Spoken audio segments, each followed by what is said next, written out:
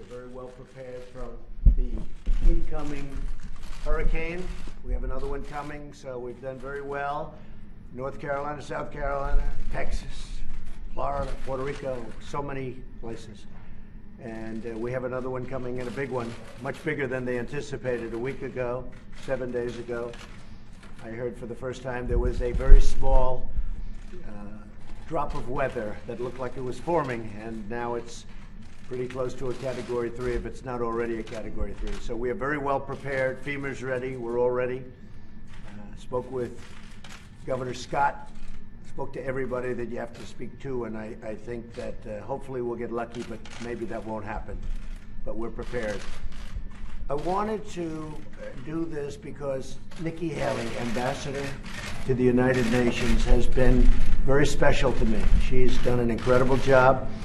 She's a fantastic person, very importantly, but she also is somebody that gets it. She has been at the United Nations from the beginning with us, right from the beginning, and worked with us on the campaign. It's been really a long time, very intense, and she told me probably 6 months ago, she said, you know, maybe at the end of the year, at the end of a 2-year period, but at the end of the year, I want to take a little time off. I want to take a little break. She's been a very successful, as you know, governor of South Carolina for 8 years.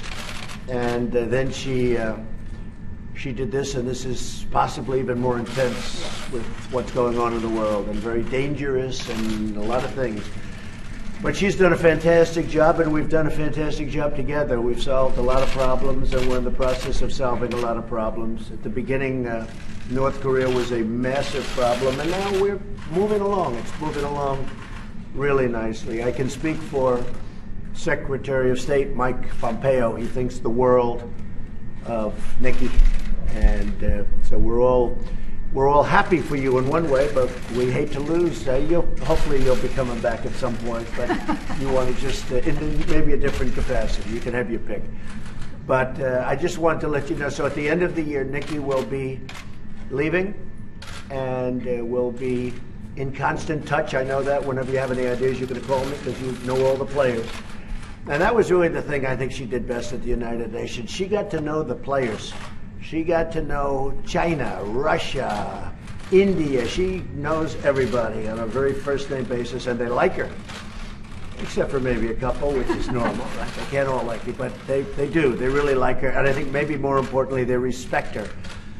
So, Nikki, I just wanted to tell you that we will miss you. We'll be speaking all the time, but we will miss you nevertheless, and you have done a fantastic job, and I want to thank you very much.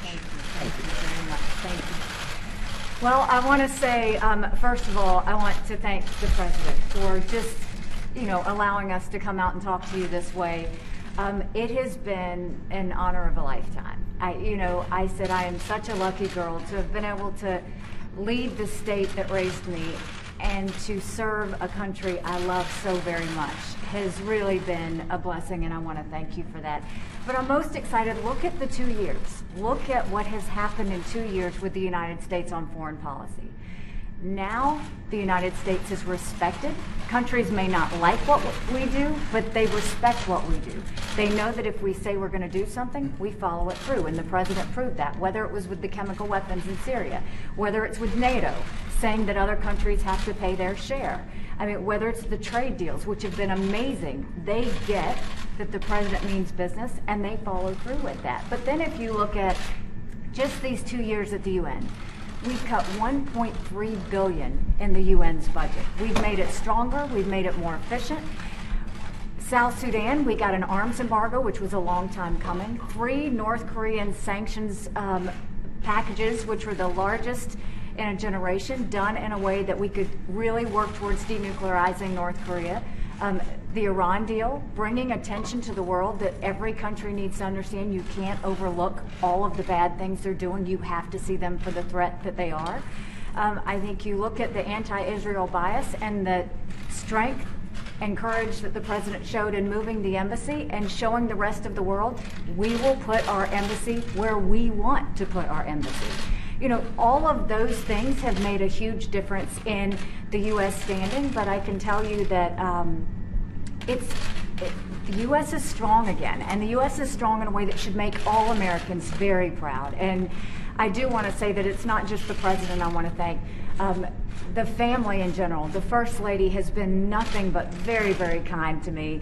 I can't say enough good things about Jared and Ivanka. Jared is such a hidden genius that no one understands. I mean, to redo the NAFTA deal the way he did, what I've done working with him on the Middle East peace plan, it is so unbelievably well done.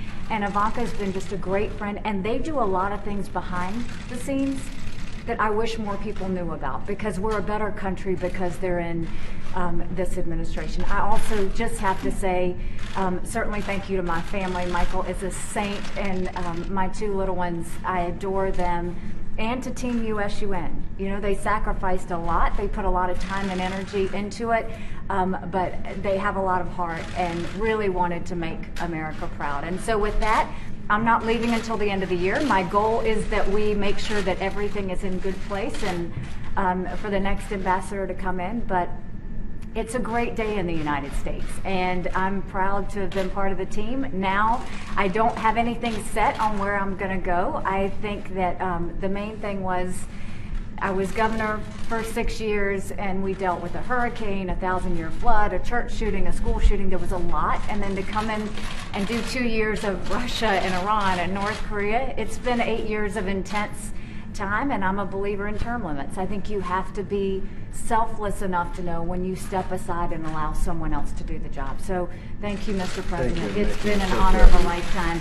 And I will say this, for all of you that are going to ask about 2020, no, I'm not running for 2020. I can promise you what I'll be doing is campaigning for this one. So I look forward to supporting the president in the next election. That's so good. Thank you, Nikki. Ambassador Haley, you listed off a long list of accomplishments. Why would you want to leave that all behind? Is it really a personal decision because you've been away from your family for so long? Or is there something else too? My family is very supportive. So no, there's no personal reasons. I think that it's just very important for government officials to understand when it's time to step aside. And I have given everything I've got these last 8 years. And I do think that sometimes it's good to rotate in other people who can put that same energy and power into it. So there really is, a lot of people are going to want to say there's a lot of reasons why I'm leaving. The truth is, I want to make sure that this administration, the president, has the strongest person to fight. It was a blessing to go into the UN with body armor every day and defend America. And I'll always do that. I'll never truly step aside from fighting for our country. But I will tell you that I think it's time. And Mr. President, why make the announcement now as opposed to after the midterms? Well, Nikki's going to be staying till the end of the year, which will be just about 2 years. And I just think, and I was just as Nikki was speaking, I was thinking when we came into office, it was almost inevitable in the minds of many that we were going to war with North Korea. If you ask President Obama, I'm sure he'll tell you that that was by far his biggest problem when we sat and met right here. But that looked like a real problem. Iran looked like a real problem. It was a question of when would they take over the Middle East prior to my coming here, and now Iran is fighting for their lives. They've got riots in all their cities. It's blowing up. Their inflation, their economy is in tatters. And at some point, they'll probably come and want to make a real deal, not the deal that they made, the ridiculous deal that they made. That was unacceptable to me. And so we'll see what happens. But what a difference between Iran when we first came, I'd like to say the day before we came, and also if you look at North Korea, I mean, there was a deal that there was something that was it was a devastating, potentially devastating problem, and now the relationships are very good. Secretary of State Mike Pompeo just left, had a great meeting, also was in China, also spoke to many of the Asian leaders or went there and had some good meetings, but had a really very good meeting with North Korea and Chairman Kim, and we've just made a lot of progress on so many other fronts also. And I think the world, as Nikki said, the world is really respecting the United States again, much more so than they have in many, many decades. We are respected again, that I can tell you, very much respected again. And people want to be on our side. Even if you look at the votes in the United Nations, I mean, votes that we would normally get no votes, we're getting very strong votes now. So I just want to thank Nikki, and I thought this would be an appropriate way of doing it, because when you write it out on a piece of paper that, you know, Ambassador Haley will be leaving, and you say nice things, people say, well, what's going on? This is the right way to do it. And when you really think somebody's done a terrific job, I felt this was an appropriate way of doing it, and we both liked it. So I just want to thank the ambassador. I just want to thank Nikki, okay? What are you thinking about the successor? Well, we have a number of people that would very much like to do it. It's a great position, and Nikki realizes it. I think she's helped make it a much better position, if you want to know the truth. I think it's become maybe a more glamorous position than it was 2 years ago. Maybe I wonder why, but it is. Yeah, I mean, she's made it a very glamorous position. She's made it a more importantly, a more important position. So we have, I can almost say, many people that want to do it, and they're very good people. And I'll be talking also to Nikki about that, and to the general about that, and to my staff. But we have many people that are very, very much interested in doing it. You said you just saw Secretary Pompeo. Are you frustrated by the lack of actual announcements that are coming? No, not only am I not frustrated, I think it's incredible what's happening. You're talking about North Korea? It's amazing the way the media, who are you with? With France 24. With who? France 24. France. So it's amazing the way the media says that, you know, for 80 years they couldn't do a thing. And what are we in, 3 months of negotiation? It's ridiculous. As I've said about 1,000 times, you have no rockets flying, you have no missiles flying, you have no nuclear testing, you have nuclear closings, closing up different areas of North Korea. We're getting the remains back. It's already started, of our great heroes. We got our hostages back, and I didn't pay $1.8 billion like the previous administration. I paid nothing. But I have agreed to meet, and I have agreed to spend time. But how long has it been since we left Singapore? It was 3 months or so. And people say, that's the media saying, like, how can we be negative? Let's see, he's done really well. How can we be negative? Oh, are you disappointed with the speed? I think the speed is amazing. You have no nuclear tests, you have no rockets, and we have a very good relationship with Chairman Kim, which is very important. I like him, he likes me, the relationship is good. Mike Pompeo had a very, very good meeting. I mean, I spoke to him at length yesterday, and he'll be coming back. He'll be back tonight. And so, I mean, just the opposite. I think we've made incredible progress. Beyond incredible. Beyond. I don't think some of the press, some of the press really covers it accurately and right, but some of the press really doesn't. Yes, John? Do you want to take this opportunity to tell us when your next meeting with King will be and where it will be? Well, it is happening, and we're setting that up right now. That was part of the reason that Mike was going over to meet. They're setting up the meeting, and we'll be announcing that probably a different location. Singapore was fantastic, but we'll probably do a different location. Can you get it tomorrow? He'd probably like that. I'd like that too. I think it would be good, but we'll see. We're talking about 3 or 4 different locations. Timing won't be too far away. We've made a lot of progress, and this meeting really is to, you know, people don't realize the importance of the first meeting. I mean, we said point number 1, denuclearization, and for some reason the press doesn't pick that up. But that was actually point number 1. They've agreed to denuclearization, and they continue to agree, and they continue. Now, we haven't removed sanctions, as you know. You know, people said, "What have we done?" We haven't removed sanctions. We have very big sanctions.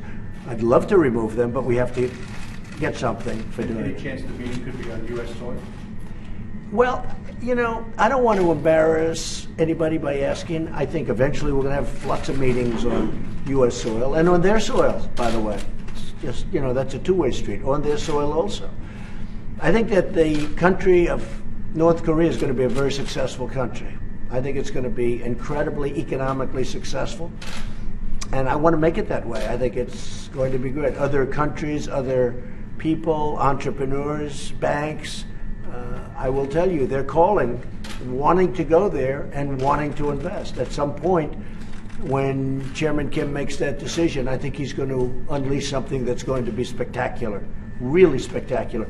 And I think he knows it, and I think that's one of the reasons that we're having very successful conversations. I think he wants to get on with it. President, when will a successor Yes. to Ambassador Haley be named? Excuse me? When will a successor to Ambassador Haley be named? When? What is it? When will a successor be named? Oh, I would say we'll name a successor, I don't know, within the next 2 or 3 weeks. Maybe sooner. Mr. President, have you spoken to the Saudis about the missing Washington Post columnist? I have not. No, I haven't. But I will be at some point. What do you know at this point? I know nothing right now. I know what everybody else does, nothing. Just What's your response to Hillary Clinton saying last night's swearing in of Judge Kavanaugh was more a political event than it was a national event? I guess that's why she lost. She doesn't get it. She never did. I knew that a long time ago. Hillary never got it. That's why she lost. Anything else? Sir, the midterms are in 4 weeks. Yeah. What's your prediction right now for the GOP, and how's your stamina out on the campaign trail? I think we're going to do well. What you people would say, I guess, if you saw there was a 5% drop-off, you'd say there's something wrong with the president. You would say, but no, I'm going to Iowa tonight. We have a big, big crowd. Going to make a big announcement tonight, by the way, in Iowa. We're going to be making a very big announcement. And I have to say the farmers are so thrilled with the USMCA, the new agreement. I don't use the word NAFTA because NAFTA was a disaster for our country. NAFTA, we lost millions and millions of jobs, thousands and thousands of factories and plants, and bad for farmers. You look what happened. Farmers over the last 15 years, it's only gone down. Now they're going to go up. We just opened up Mexico. We just opened up Canada. And it's great for our farmers. But I'm going to Iowa tonight, and we'll be talking a little ethanol tonight.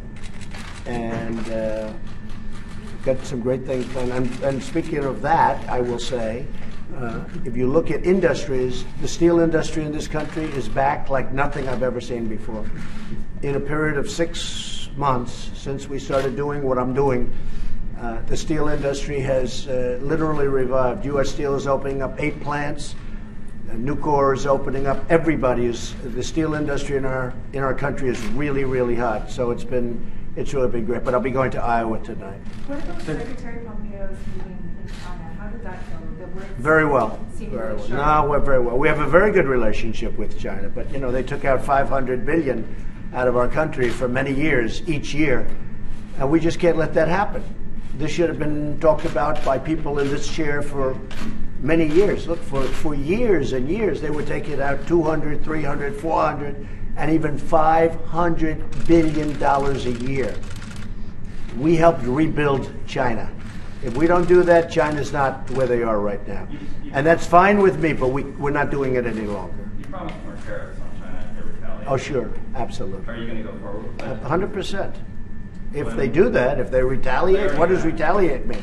They've already retaliated. They've taken out $500 billion. I think that's the ultimate retaliation. Now, look, China wants to make a deal, and I say they're not ready yet. I just say they're not ready yet. And we've canceled a couple of meetings because I just say they're not ready to make a deal. We can't have a one-way street. It's got to be a two-way street. It's been a one-way street for 25 years. We've got to make it a two-way street. We've got to benefit also. Okay? Thank you. Any other questions? So I just want to finish because this is really the pure reason for this is, Nikki, you've been fantastic. You're my friend. And I just, on behalf of the country, I want to thank you for a great job. Thank you, Nikki. Thank you very much, everybody. Thank you. Thank you. Thank you.